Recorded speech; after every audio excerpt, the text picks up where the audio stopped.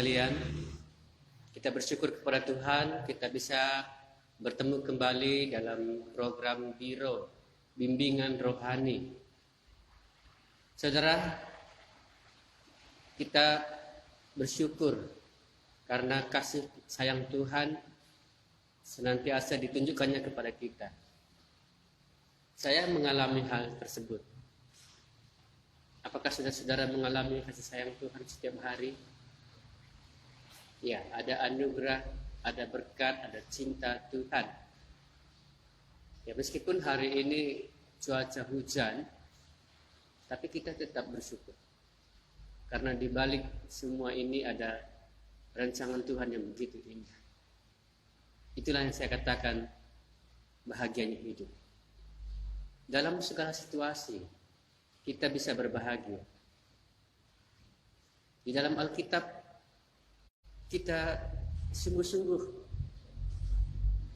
mengerti kita bahagia itu karena kita bersama dengan Tuhan. Ya, karena bersama dengan Tuhan. Kita bahagia itu karena Tuhan menghapuskan dosa kita. Dia tidak mengingat-ingat dosa kita. Dia mengampuninya. Inilah kebahagiaan hidup. Orang yang percaya, orang yang beriman, orang yang datang kepada Tuhan Yesus Kristus. Ini yang membuat kita bisa menikmati setiap hari. Segala situasi dan kondisi kita bisa berbahagia. Waktu kita miskin, waktu kita berduka, waktu kita lemah lembut, lapar dan haus, kita boleh berbahagia. Ya, karena bersama dengan Tuhan. Ya, karena dosa itu sudah diampuni oleh Tuhan. Ini sukacita yang besar membuat kita bahagia dalam segala situasi. Ya, mungkin perasaan kita boleh saja mengalami kesedihan. Tapi hati kita berbahagia. Mungkin saja pikiran kita kacau. Tapi hati kita berbahagia. Kita tetap punya hubungan dengan Tuhan. Kita akan kembali dipulihkan, kita akan dikuatkan. Tuhan berikan kepada kita kekuatan rohani, damai sejahtera, sukacita itu. Itu sebabnya kita bisa berbahagia dalam segala situasi ini. Kita bisa melewati hal-hal yang sulit. Kita bisa melewati hal-hal yang pahit bersama dengan Tuhan. Oke? Untuk merenungkan satu firman Tuhan. Adanya hidup orang yang percaya itu jika ia bersama dengan Tuhan Yesus. Matius pasal yang ke-5.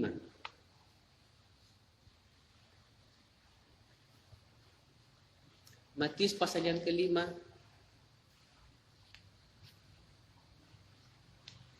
ayat yang ke-8. Berbahagialah orang yang suci hatinya, karena mereka akan melihat Allah. Sekali lagi, berbahagialah orang yang suci hatinya, karena mereka akan melihat Allah.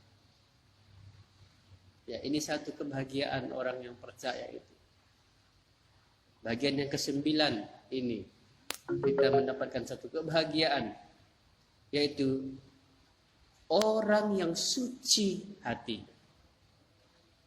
Mengapa berbahagia orang yang suci hati? Orang yang suci hatinya ini tidak gampang. Kita ada di tengah-tengah dunia yang gelap, yang kacau ini. Kita ada di dalam sebuah keluarga yang mungkin sulit untuk kita terima. Kita sulit untuk bisa hidup suci di tengah-tengah pekerjaan kita. Suci itu berarti dia bersih. Dia tidak melakukan kejahatan, dia tidak melakukan kecurangan, dia jujur, integritas yang tinggi, suci hatinya. Ini fokusnya kepada sesuatu yang benar.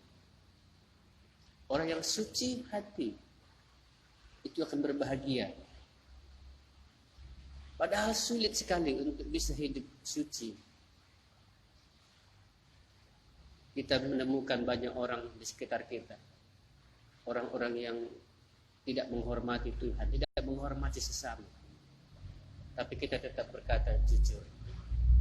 Kita berintegritas. Kita hanya ingin mengenal Allah dan memuliakan Allah. Inilah orang yang suci hati. Dia enggak ingin mencari keuntungan di tengah kesulitan. Kalaupun dia bekerja, mungkin upah nomor 2. Tapi bagaimana ia bisa memberi, itu nomor 1. Bagaimana ia melayani, itu nomor 1. Ini orang yang bersih. Membantu orang bukan supaya dapat imbalan, bukan supaya dikenal. Kali ini banyak orang melakukan kegiatan pelayanan pekerjaan supaya dikenal orang.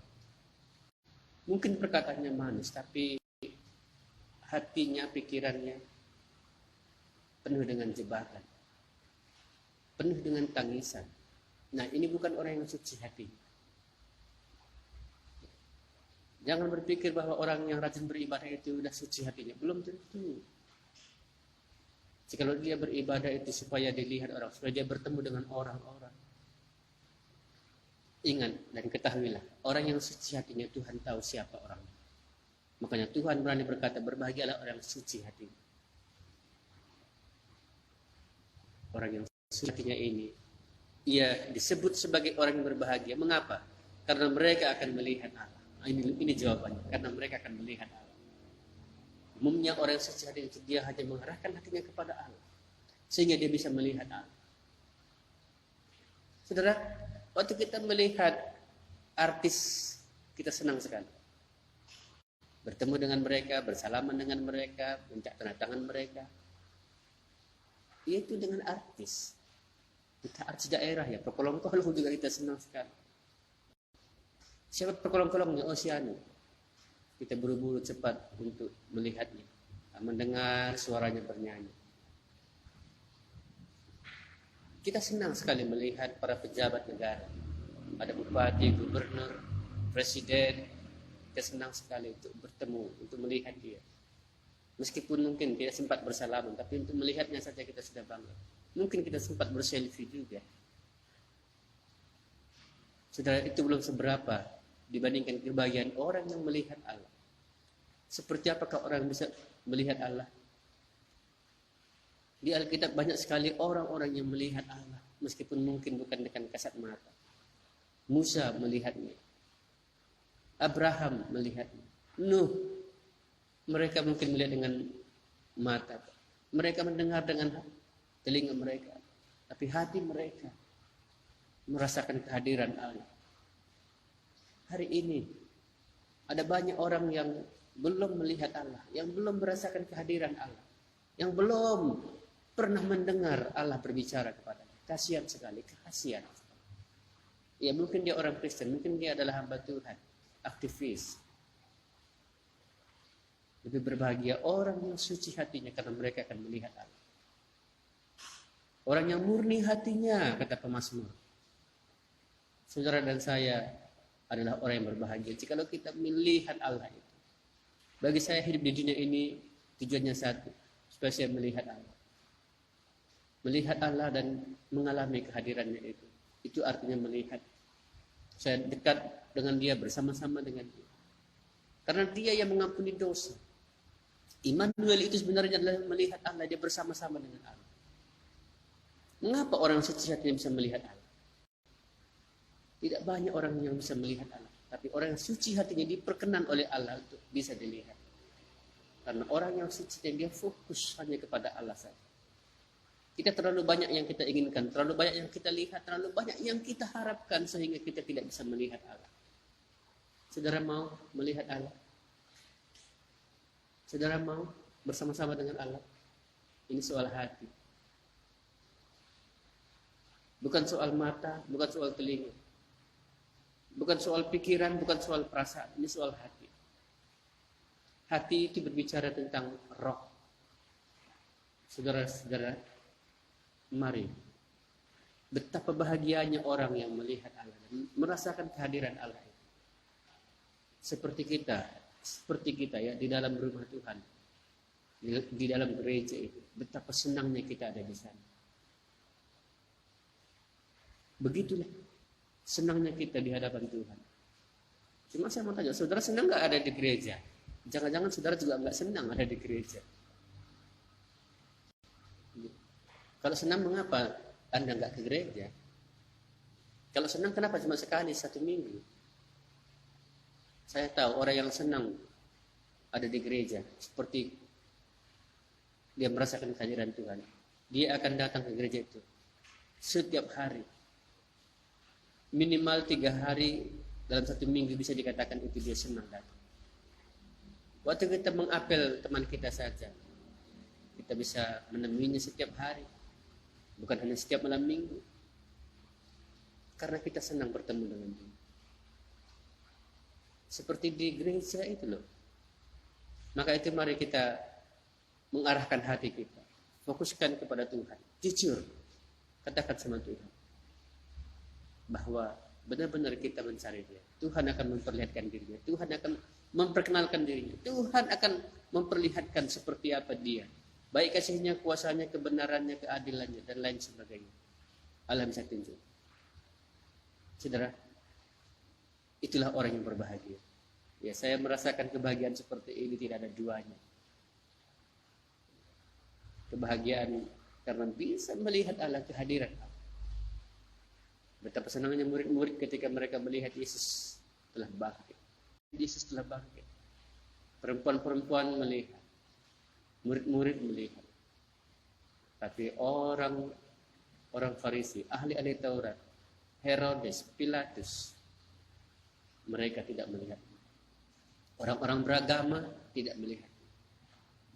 Orang-orang yang bersama dengan Tuhan Yesus, orang yang suci hati, mereka akan berbahagia. Saudara mau mengalami ini? Berbahagia? Saudara mau melihat Allah? Ya. Suci hati, bersih, murni, arahkan hanya kepada Tuhan, tidak ada yang lain. Kejujuranmu untuk mencari Tuhan, Tuhan akan menemui. Siapa yang mencari Tuhan dengan sungguh-sungguh, Tuhan merasa berhutang untuk menemui dia. Tuhan memperlihatkan dirinya kepada orang, dan orang itu akan menjadi orang yang berbahagia. Ya, saya berdoa supaya saudara-saudara mengalami kebahagiaan seperti ini. Situasi ini memang sulit untuk didapatkan, karena kita di tengah-tengah dunia yang penuh dosa, di tengah-tengah keluarga yang tidak percaya, kita sulit menemukannya. Tapi kalau saudara betul-betul memang mengkhususkan hati kepada Tuhan, Tuhan sendiri akan memperlihatkan ini, dan saudara akan berbahagia karena saudara bersama-sama dengan Dia. Oke? Terima kasih perhatiannya. Kalau saudara diberkati, silahkan dibagikan kepada teman-temannya ya. Kita bisa bertemu kembali minggu depan dengan program Biro ini, bimbingan rohani. Kiranya Tuhan memberkati kita. Terima kasih. Shalom.